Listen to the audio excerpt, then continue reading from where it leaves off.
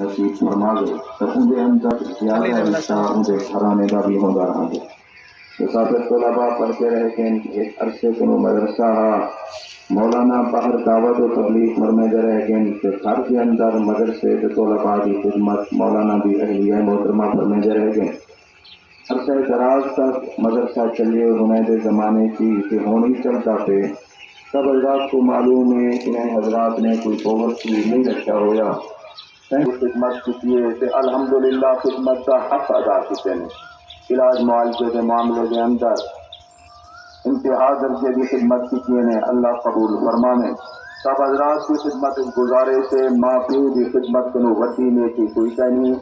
حدیث مبارکہ جمدے جہاد واسطے حضور صلی اللہ علیہ وسلم کا صحابی تیار تھی کہ اے تین ارشاد فرمائے ابالدہ و حیون ماں پیو حیات جیا یا رسول اللہ صلی اللہ علیہ وسلم کوئی خدمت کرنے والا دیا ہے سیاح ہو میری خدمت سے محتاج کیا خدمت کرنے والا کوئی کہیں. تینے فرمائے تیرے اماں ابو بہن خدمت سے محتاج سے تو جہاد تو سے ونجن چاہیے. میں محمد قطان سے کوئی جہاد کی اجازت نہیں دیندا. فقیر ما جاہد ون اما ابا دے قدمے بہے ہونے جو خدمت کر میرا رب سے کوئی جہاد کنو بھی بتا ثواب عطا فرما دے. علماء نے لکھے سب کنو بتی نیکی جہاد سے والدین کی خدمت جہاد کنو بھی بتی نیکی سے عظیم تر نیکی ہے.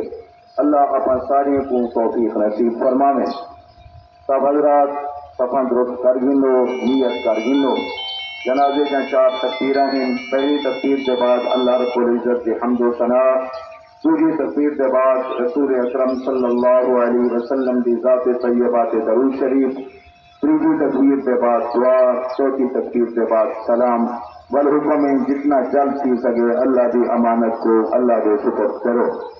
4 تکبیرات 4 تکبیر نماز جنازہ فرض کفایہ.